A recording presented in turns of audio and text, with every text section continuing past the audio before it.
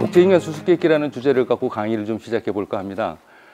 이건 그냥 생각 실험이라고 부르는데, 어떤 한 사람을 이제 복제를 하는 거예요. 한 100명쯤 복제를 해서 전 세계 다른 곳으로 파견을 해요. 미국으로도 보내고, IS 전쟁터로도 보내고, 아프가니스탄으로도 보내고, 전 세계 다른 환경 속으로 보내놨다가 10년쯤 지난 다음에 그 사람들을 모아놓으면 똑같은 사람이 있을까요? 라고 질문을 합니다. 돌아오는 대답이 100% 똑같습니다.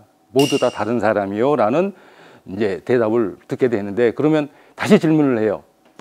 뭐 때문에 그렇게 됐을까요? 라고 질문을 하면 이 대답도 똑같이 나옵니다. 모두들 한결같이 환경이 다르니까요? 라는 대답을 듣게 됩니다. 우리가 사용하는 중요한 단어들, 가정, 교육, 노동, 자연, 이런 모든 단어에다가 환경이라는 단어를 붙으면 다들 붙어요. 그러니까 환경이 얼마나 중요하냐면, 사회학자들은 인간을 환경의 산물이라고 부르거든요. 근데 이 수수께끼가 왜 인문학적으로 중요한가 하면, 우리가 가지고 있는 가능성의 세계를 얘기를 하는 거예요. 내가 어떤 상황에 있더라도 다른 환경 속으로 들어가게 되면 인간은 적응하게 돼 있고, 그 적응 속에서 우리는 얼마든지 다른 인간으로 변화해 나갈 수 있는 가능성이 어느 누구에게나 100% 열려 있어요. 근데 그 중에서도 아이들은 특히 가능성의 영역이 어른보다 훨씬 크죠.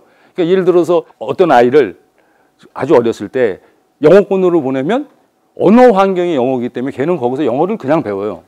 아마 똑같을 겁니다. 영국으로 보내면 영국 영어를 할 거고, 독일을 보내면 독일어를 배울 거고, 프랑스로 보내면 프랑스어를 배울 거고. 무슨 이야기냐면, 한 인간 안에 모든 언어가 다 들어야 되는 거예요. 생득적으로. 근데 우리는 이 환경을 어떻게 만들어놨느냐에 따라서 언어 습득하는 것뿐만이 아니라 우리가 가지고 있는 사고체계, 의식, 모든 조건들이 사실은 이 환경에 달려 있는 거거든요. 회복 탄력성이라는 개념을 만들어낸 그 프랑스 심리학자가 있어요. 정신과 의사이기도 한데, 이 양반이 이제 자기 체험을 가지고 이제 그런 것을 만들어낸데요. 불행의 놀라운 치유력이라 그러는 제목을 가지고 이 양반이 불행이 어떻게 우리를 치유하는가 하는, 이상한 얘기죠. 다들 행복하기를 원하는데 불행이 우리를 치유하는 힘이 있다라고 그러면. 근데 이 양반은 어렸을 때 유대인이었는데 이제 어떤 체험을 하냐 하면, 부모님이 나치한테 끌려서 아우슈비츠로 끌려가요. 그러니까 동네에서 이제 그 착한 이웃들이 이 아이가 잡혀가면 안 되니까 다락방에다 숨겨놓고 이제 밥만 갖다 주고 소리도 크게 못 내게 하고, 그 다음에 불도 안 켜고, 조금이라도 흔적이 잡히면 나치한테 끌려서 죽음의 수용소로 이제 끌려 들어가야 되는 그런 상황에 처하게 되는데, 한 6개월쯤 지나니까 정신질환이 시작이 돼요. 환청이 들리고 헛것이 보이고, 어떻게 보면 감옥 속에 갇혀 있는 경우라고 보면 되죠. 안전하고 따뜻하고 누군가가 돌봐주긴 하지만 그걸 삶이라고 부를 수 있을까요? 근데 하여튼 이 양반이 이제 다행인지 불행인지 들켜서 아우슈비츠로 끌려가요. 근데 거기서 회복이 돼요. 햇빛이 있고, 당장 가스실에 앞에 있어서 언제 죽을지 모르지만 거기서 친구들이랑 놀 수도 있고, 그 상황에서 이 양반이 극적으로 회복을 하고, 다행히 이제 그 아우슈비츠가 이제 전쟁이 끝나는 바람에 이제 문이 닫히고, 이제 사회로 돌아와서 공부하고, 그러면서 그때의 체험을 가지고 이런 개념을 만들어내고, 이 양반이 뭘 주제로 삼았냐 하면, 어렸을 때 자기가 어떤 그 역경을 겪었을 때 그것을 극복한 사람들, 그 사람들은 그 힘이 끝까지 가더라는 거예요. 그래서 그런 트라우마를 가진 사람들하고 그걸 이제 극복하는 그런 이제 심리학 체계를 만들어내요, 이 양반이. 과연 우리가 아이들을 안전하게 기른다고, 요즘은 다 안전 그러고 심지어는 학교 놀이터까지 폐쇄하는 데가 생겨요. 과연 그 안전함이 우리 아이들을 행복하게 해줄까?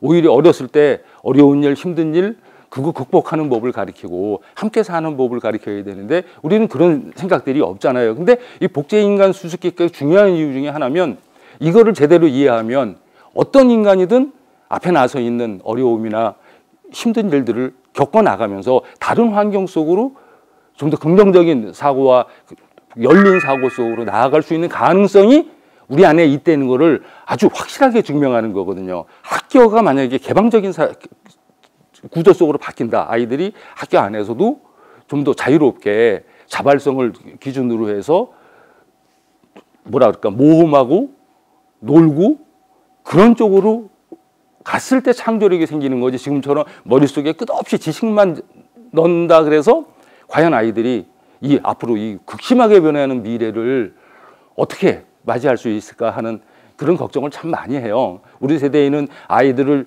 그 뭐라 그럴까, 타작하죠. 때리는 게 아주 당연한 세대를 살아왔고, 근데 지금은 그 모든 것이 다 사라지고 아이들이 정말 자유롭게 자랄 수 있고 풍요로운 곳 속에서 자라는데 여전히 높은 데서 뛰어내리는 아이들이 있고 자살률은 전 세계에서 1위를 놓치지 않고 지나가고 있고, 이런 것들은 사실 우리 스스로가 좀 반성을 해야 되는 일이라고 생각을 해서 이제 앞으로 이제 남은 그 활동들을 이런 교육 활동 쪽에 좀 집중을 해볼까 하는 생각을 하고 있습니다. 아이들은 변해요.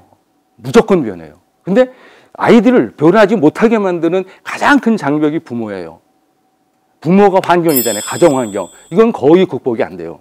가정에서 쓰는 언어, 폭력적인 언어를 쓰는지, 부모가 사랑을 하는지, 아이한테 믿음을 주는지, 이런 가정의 부모 환경을 바꾸지 않고는 아이들을 변화시키기 어렵다는 사실을 찾게 돼요. 우리 옛날 속담에 이제 그 발음이 이상한 그 서당 선생님이 있었대요. 그러니까 바람 소리를 못해서 바람풍 바람풍 하는데 아이들한테 바람풍 해라 그러면 아이들이 바람풍 따라 하겠어요?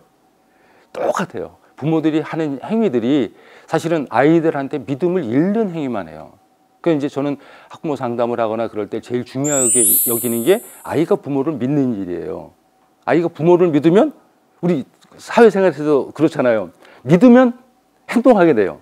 근데 믿지 않으면 어떡하죠? 반대로 나가요. 그러니까 아이들이 흔히 폭력적으로 변하는 건 부모가 말은 이렇게 하는데 부모의 행동이 그걸 따라오지 않아요. 자기는 책 한 줄도 안 읽으면서 애들대로 공부하래요. 공부 안 돼요. 근데 아이들이 자발성 속에서 스스로 자기 길을 찾아갔을 땐 공부하는 힘이 거기서부터 나와요. 그러니까 저는 아이들을 데리고 있으면서 공부하지 말라 그러거든요. 놀아. 너 하고 싶은 거 찾을 때까지 놀아. 근데 아이들이 어느 순간이 되면 자기가 진짜 하고 싶은 일, 가슴 뛰는 일들 있잖아요. 이거 하니까 가슴이 벌렁벌렁해. 그 일이 딱 발견되는 순간 아이들은 공자님 말씀처럼 기쁨을 찾아가요. 왜? 그게 기쁜 일이기 때문에.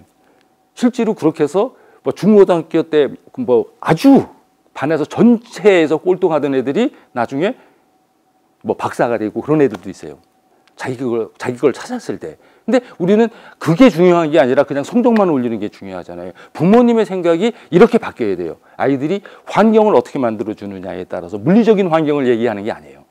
부모 환경이라 그러는 걸 다시 한번 생각하고, 부모가 인간에 대한 이해, 아까 복제입간 수수께끼 처음에 말씀드렸는데 이건 어마어마한 가능성이에요. 우리 모두가 가지고 있는 가능성. 그 중에 일부만 우리가 이제 그 현실로 이끌어낼 수가 있겠죠. 근데 그 현실로 이끌어내는 힘이 사실은 부모한테 있어요.